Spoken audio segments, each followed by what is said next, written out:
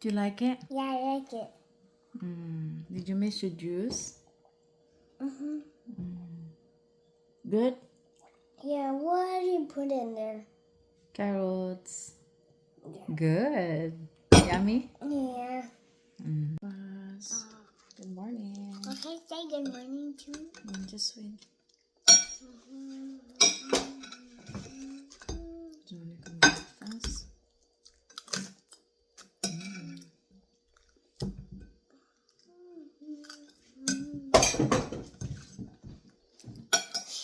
Daddy's sleeping. Mom, Yes. you're gonna make Daddy breakfast, right?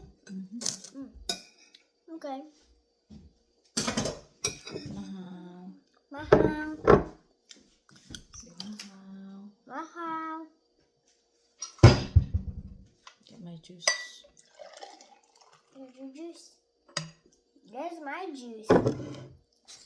So, pagkatapos naming nag-breakfast, so andyan na naman si Mami ang nag-fold sa aming laundry kasi need talaga ang dami kong laundry. Pagkatapos, nagpa-haircut na si Daddy at saka nag-decide lang ako mga may guys na magpa-haircut na din kasi gusto ni Daddy.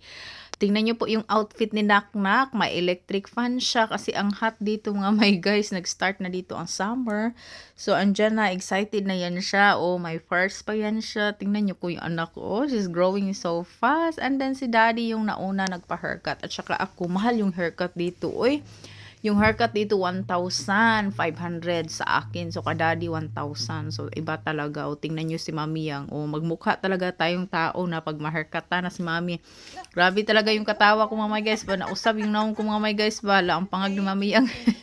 At saka, lutong bahay na naman tayo. So, anyway, may whole chicken pala kami. So, nilagay ko sa oven 2 hours for 400 degree. At saka, tingnan nyo po yung reaction ko.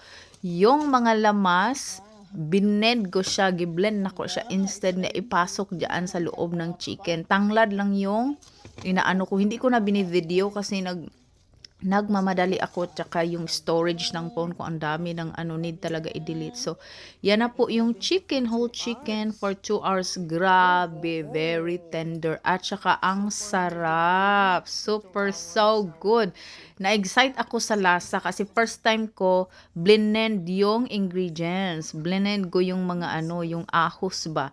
Yan, at saka toyo, yan lang po yun, asin, ganyan. Tapos blend ko talaga siya, tapos garlic powder, ganyan. Grabe, na-amaze ako sa taste kasi lasang-lasa siya. Nagustuhan ko talaga, iba yung sa store na roastery chicken. So, iba talaga pag you cook your own, you cook at home kasi iba talaga yung lasa at saka make sure na malinis din yung food. Anyway, thank you so much for watching.